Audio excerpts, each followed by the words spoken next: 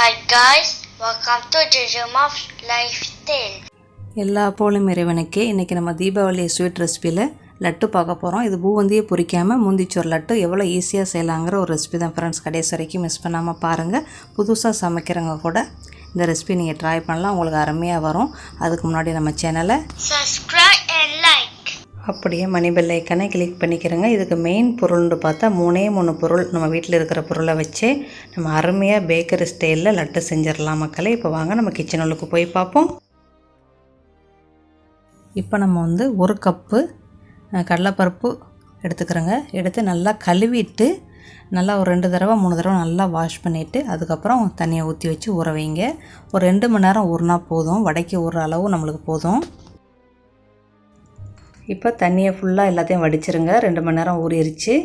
தண்ணியை ஃபுல்லாக எல்லாத்தையுமே ஒரு சொட்டு தண்ணி இல்லாமல் எல்லாத்தையும் வெளியாக்கிடுங்க. வெளியாக்கிட்டு மிக்ஸி ஜாரில் உங்களோட மிக்ஸி எவ்வளோ இதுன்னு பார்த்துக்கிட்டு, நான் என்னோடய மிக்ஸிக்கு வந்து நான் 2 தடவை போட்டு அரைக்கிறேன். இது 1 கப்பு பருப்பு தான்.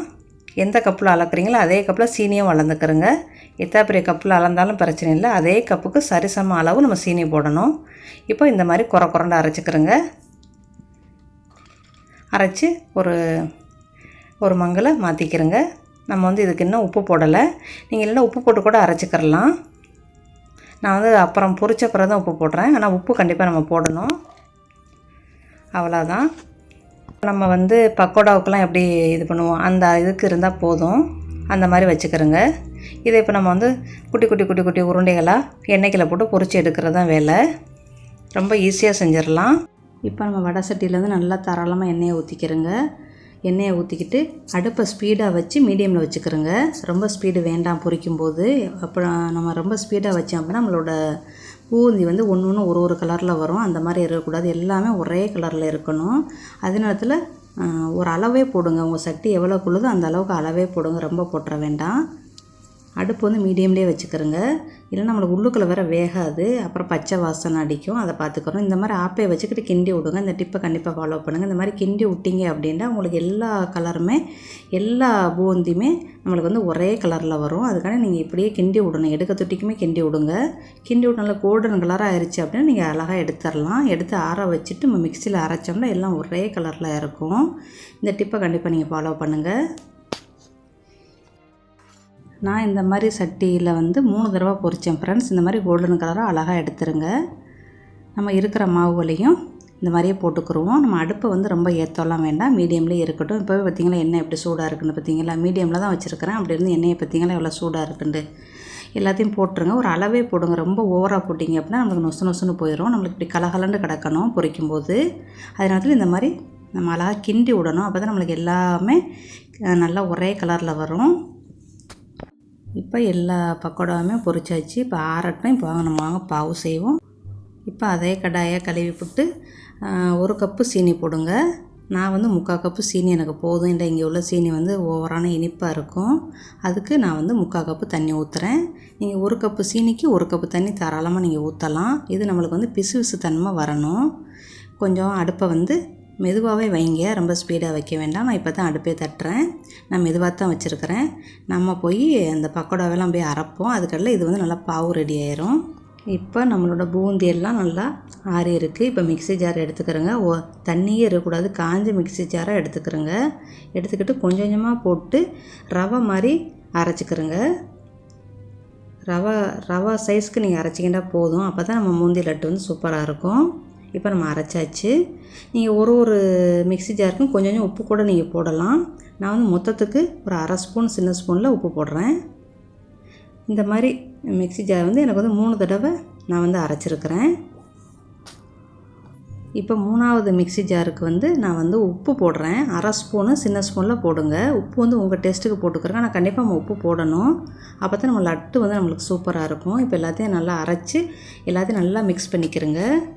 நம்மளுக்கு இந்த சைடு சீனி வந்து நல்லா கரைஞ்சி நல்லா பாவு வந்துருச்சு. இப்போ வந்து பிசு தன்மை இருக்குது. நம்மளுக்கு வந்து ஒரு கம்பி பதத்துக்கு முன்னுக்கு இருக்கணும். அந்த நேரத்தில் நீங்கள் வந்து ஒரு சின்ன ஸ்பூனில் 1 ஸ்பூன் ஏலக்காய் தூள் போடுங்க.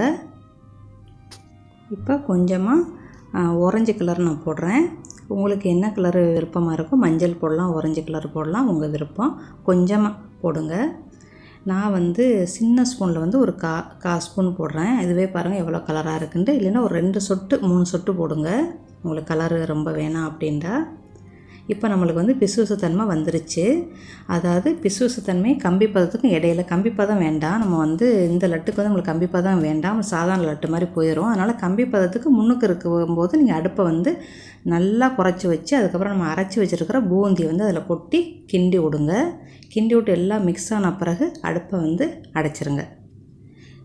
கம்பி பதம் நம்மளுக்கு இந்த லட்டுக்கு வேண்டாம். பிசுபிசுத்தன்மைக்கும் கம்பி பதத்துக்கும் இடப்பட்ட ஒரு பதம் இருக்கும். இன்னும் கொஞ்ச நேரம் வச்சிங்க அப்படின்னா உங்களுக்கு கம்பி பதம் வந்துடும். அந்த பதத்துக்கு நீங்கள் அடுப்பை வந்து லோவில் வச்சிடணும். வச்சுட்டு நீங்கள் வந்து இந்த பூந்தியை அரைச்சி வச்ச பூந்தியை கொட்டி கிண்டிடுங்க. கிண்டிட்டு கொஞ்சம் நேரம் கிண்டி விட்டுட்டு அடுப்பை அடைச்சிருங்க. அந்த சூட்லேயே அது வந்து வெந்துடும். நீங்கள் வந்து முந்திரி கிஸ்மிஸ் போடலைன்னா இந்த இப்போ நம்ம அடுப்பை அடைச்சதோடையே நம்ம என்ன செய்ய வேண்டியது 2லேருந்து 3 ஸ்பூன் நெய் போட்டு கிண்டி வச்சிட வேண்டியதான், லட்டு பிடிச்சிடலாம். இப்போ நம்ம வந்து முந்திரி கிஸ்மிஸ் போடுறதுனால முதல்ல முந்திரி பருப்பை போட்டு 2 ஸ்பூன் நெய் தான் நான் போட்டிருக்கிறேன். நீங்கள் வந்து இந்த அளவுக்கு வந்து நீங்கள் 3 ஸ்பூன் நெய் தாராளமாக போடலாம். அப்புறம் கொஞ்சோண்டு கிஸ்மிஸ் போட்டிருக்கிறேன். நம்ம வந்து வீட்டில் செய்கிறதுனால நம்ம பருப்பெல்லாம் போட்டு செய்கிறோம். முந்திரி பருப்பு, கிஸ்மிஸ்ஸு, என்ன நட்ஸும் நீங்கள் உங்களுக்கு விருப்பப்பட்டதை நீங்கள் போட்டுக்கறலாம்.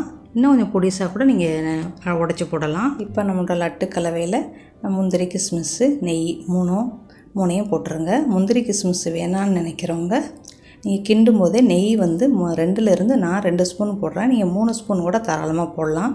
நெய் போட இந்த லட்டு வந்து ரொம்ப சூப்பராக டேஸ்ட்டாக இருக்கும். நான் வந்து 30 வருஷமாக அந்த இந்தியன் ஸ்வீட்டு செய்கிறேன் ஃப்ரெண்ட்ஸ். நான் ட்ரை பண்ண ரெசிபி என்னென்னு பார்த்தீங்கன்னா மைசூர் பாவு செஞ்சேன். அப்போ வந்து புக்கில் பார்த்து அளவு பார்த்து செஞ்சேன். 1 கிலோ மைசூர் பாவு வந்துச்சு. அதே மாதிரி தான் இந்த லட்டும் பூந்தி பொரிக்கிற லட்டும் 100 பீஸ் வந்துச்சு அப்போ உள்ள அளவுக்கு. நான் ட்ரை பண்ண ஸ்வீட்டு. நம்மளுக்கு ஆர்வம் இருந்துச்சுன்னா நம்ம எப்படியாப்பட்ட ரெசிபியை நம்ம கற்றுக்கலாம் ஃப்ரெண்ட்ஸ். இது வந்து பூந்தி பொரிக்காமல் பருப்பை ஊற வச்சு லட்டு செஞ்சுருக்குறோம். நம்ம வந்து மாவில் பூந்தி பொரித்து செய்கிற லட்டு அது ஒரு தனி ருசி. அது வந்து 1 மடங்கு கூடுதலான டேஸ்ட்டு. இது 1 மடங்கு குறைவான டேஸ்ட்டு தான் நான் இந்த இடத்துல சொல்ல கடமைப்பட்டிருக்கிறேன். ஆனால் இது செய்கிறது ரொம்ப ரொம்ப ஈஸி. அதை விட இது ரொம்ப ஈஸி. ஆனால் டேஸ்ட்டு அதுதான் கூட, இது குறைவு. சில பேருக்கு வந்து உருண்டை வந்து ஒரே சைஸ்க்கு வராது. அவங்களுக்கு ஒரு சின்ன டிப்பு, இந்த மாதிரி ஏதாவது ஒரு கப்பு மாதிரி வச்சுக்கிறோங்க. உங்களுக்கு சின்ன உருண்டைக்குள்ள கப்பு மாதிரி மூடி மாதிரி வச்சுக்கிட்டு அதில் வந்து நல்லா அளவை வச்சுக்கிட்டு நீங்கள் உருண்டை போட்டிங்க அப்படின்னா உங்களுக்கு எல்லா லட்டு உருண்டையுமே பேக்கரி ஸ்டைலில் ஒரே லெவலுக்கு வரும்.